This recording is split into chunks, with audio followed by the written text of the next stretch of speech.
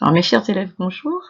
Donc on va travailler aujourd'hui sur la représentation d'une fraction simple, en corrigeant le travail demandé au CM1 pour le mardi 17 mars, qui était donne 3 représentations de 7 quarts.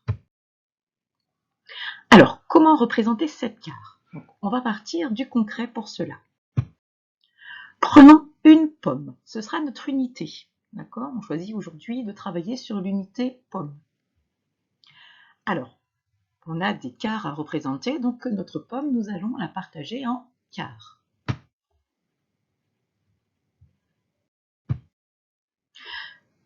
Pour cela, je coupe ma pomme en 4 et j'obtiens 4 quarts de pomme.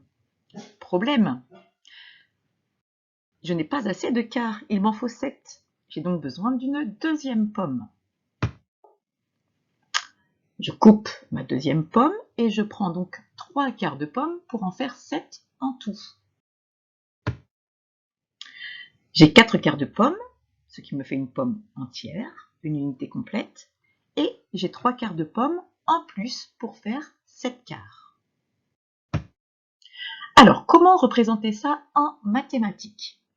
Donc, si je veux le représenter sous la forme d'une fraction, tout d'abord, je trace ma barre de fraction et puis je regarde dans ma pomme.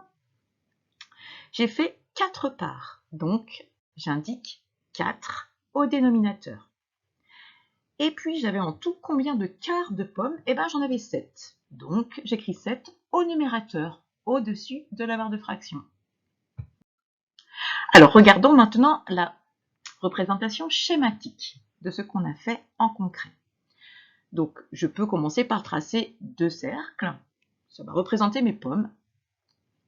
Je partage mes cercles en 4 parties égales. Cela représente mes quarts de pommes. Et puis, pour en avoir 7, donc, il m'a fallu une pomme complète, donc un cercle complet, et puis 3 quarts sur le deuxième cercle. Sur la deuxième pomme, il me fallait 3 parts sur les 4 que j'avais fait au départ. Voici d'autres représentations possibles.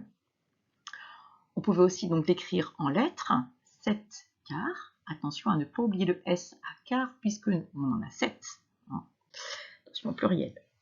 On pouvait représenter du coup aussi sous la forme de barre de chocolat, 7 quarts. Ça correspond à une barre de chocolat complète plus 3 carrés de la deuxième.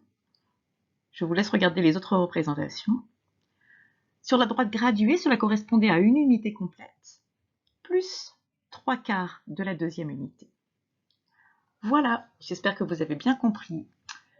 Bonne journée!